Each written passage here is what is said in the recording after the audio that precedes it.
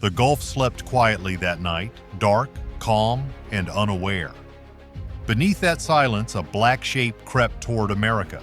A handmade submarine packed with $400 million in meth and cocaine was gliding just below the waves.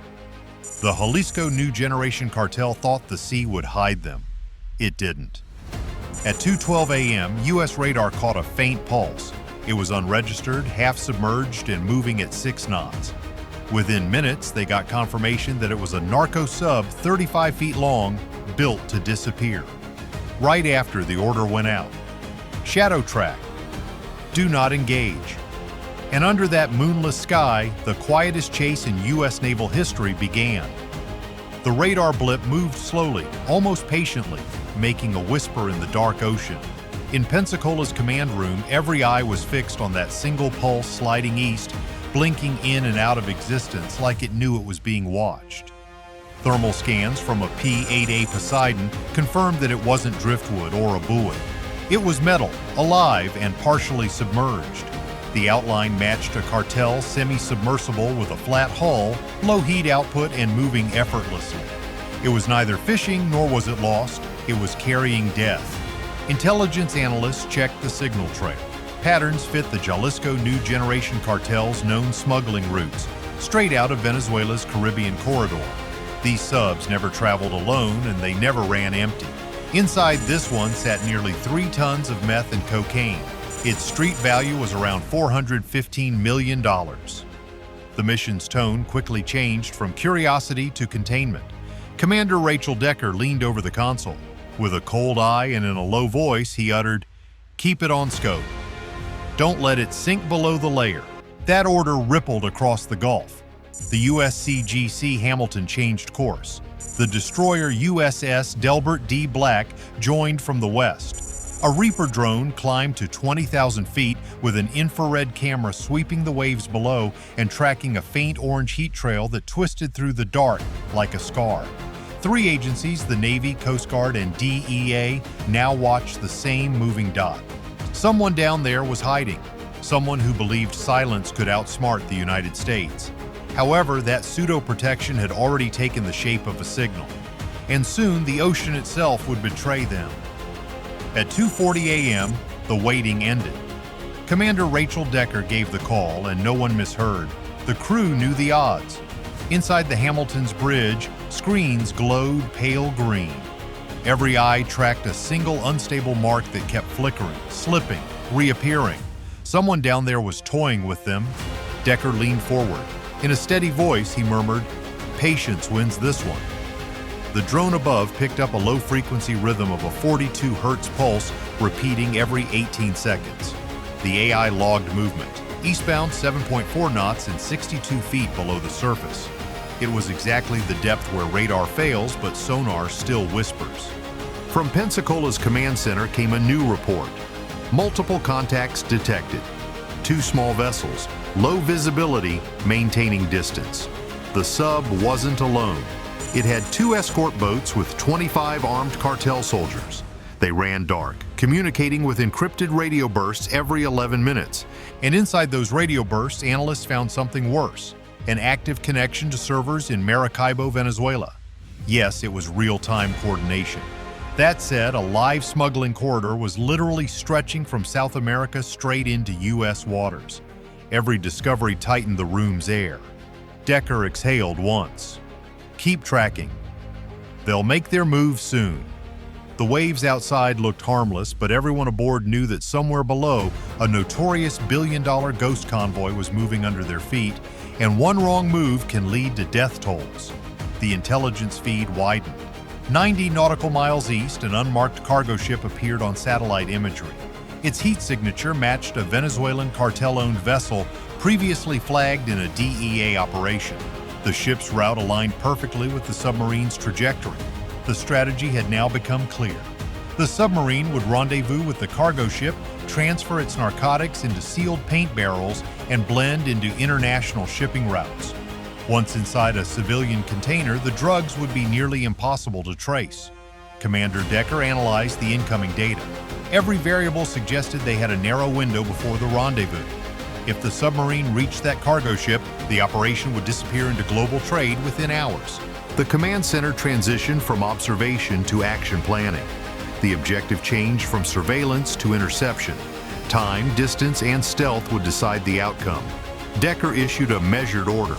All units hold current distance. Wait for visual confirmation. Prepare for engagement.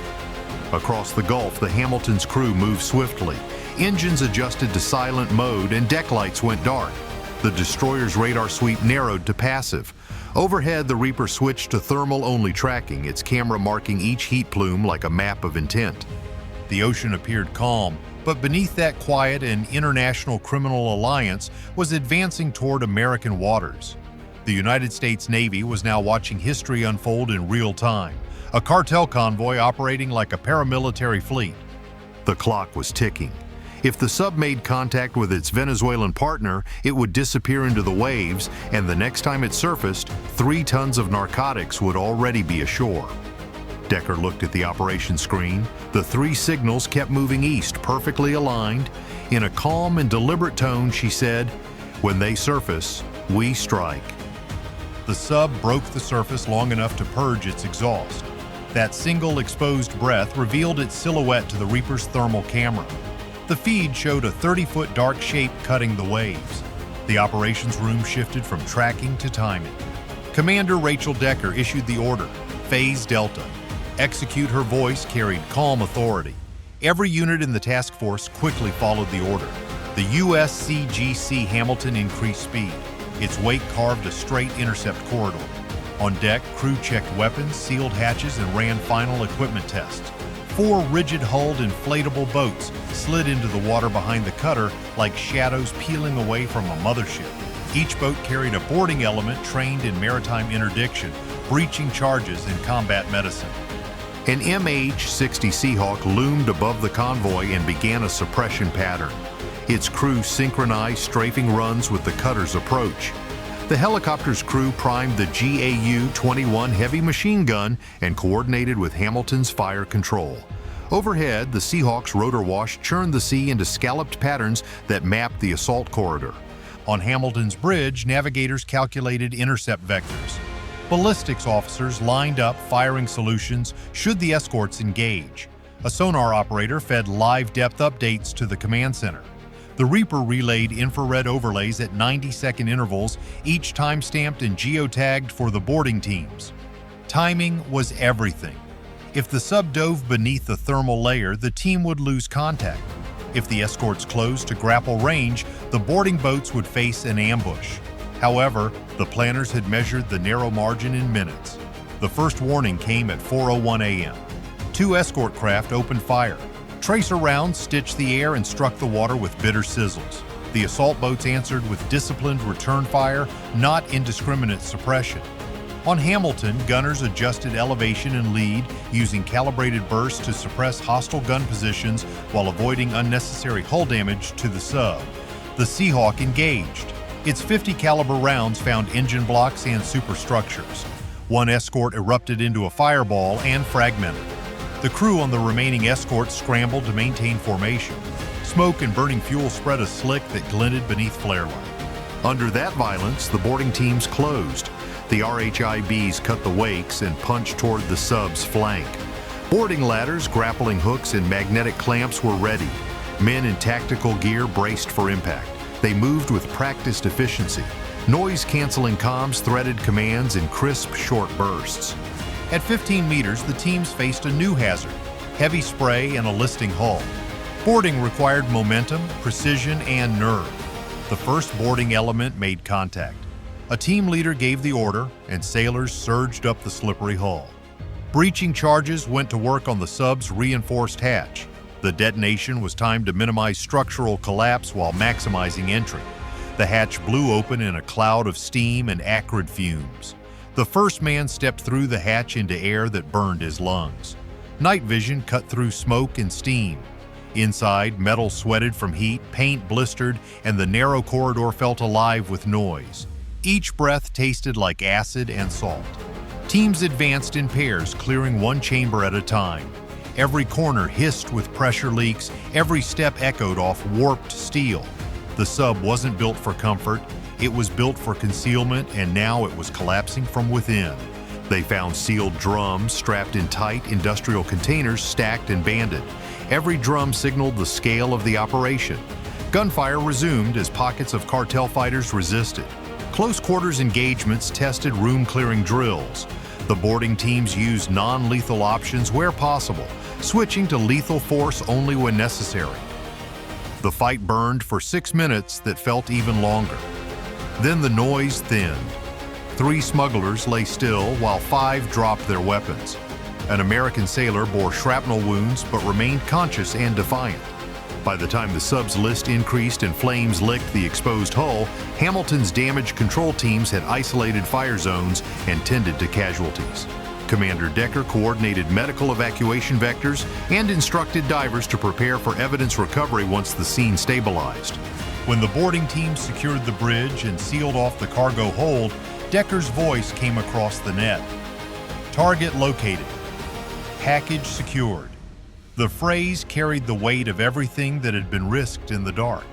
By dawn, the wreck still smoked. The air smelled of diesel and burnt chemicals. Divers entered through a warped hatch. Inside, every bolt was wrapped in carbon tape and every surface was coated in radar-absorbing paint. The control bay held 3 Soviet gauges and a single steel throttle. That's all. Beneath the floor, they found a 2,000-pound lithium-ion battery array, stamped Shenzhen Dynamics Corp. Hidden wiring led to a small black box labeled NAV-02. Its memory showed 2 earlier routes from Venezuela to Florida. This was the 3rd mission. Behind a false wall lay the cargo, steel drums, scorched but intact. Inside, there were 2,240 pounds of meth and 480 liters of cocaine base. Commander Decker looked at the data recorder, murmuring, "It's production at sea." The sub was chained to the Hamilton's stern as they turned north, and somewhere beyond that horizon, others were already being built. At 8 a.m., Hamilton docked at Pensacola. The captured sub trailed behind, half sunk and wrapped in steel chains. Inside the hangar, silence followed the numbers. 1 sub destroyed, $417 million seized, and 8 million doses stopped. Yet the data recorder told another story. At least 3 tons of narcotics had already entered the country unseen. Satellite scans confirmed worse. 12 identical vessels are under construction near Puerto La Cruz, Venezuela. Each is worth $3 million and each is capable of carrying 3 tons. Together, they formed a $5 billion underwater supply chain. The Navy raised alert levels across the Gulf. Patrols doubled, surveillance widened, and every civilian craft was ordered to report low-profile vessels. No one called it victory because the crew knew they had just won a battle, not the war. Somewhere beyond the horizon, another hull was already sliding into the water, waiting for its night. By the next morning, the Gulf looked calm again. The waves rolled softly as if nothing had happened. 60 feet below, the wreck rested under guard. Navy divers marked fragments, pulling evidence from the quiet sea. From above, it looked like a scar on the ocean floor, small but unforgettable. In Washington, briefings began before noon. The phrase narco-submarine corridor appeared for the first time in official reports. Orders went out for new sonar grids, drone patrols, and satellite sweeps across the Gulf. The Hamilton moved steadily toward port, towing its proof behind, a billion-dollar secret turned silent metal. Commander Decker stood alone on the bridge, watching the flat horizon. She lowered her radio and in a confident voice whispered, "Let them come. We'll be ready." The waves carried her words, fading into the deep. Before the next operation unfolds, make sure you're here to see it. Subscribe now so you don't miss what surfaces next. And share this with someone who still believes battles end when the shooting stops. They deserve to know that some wars keep moving, even underwater.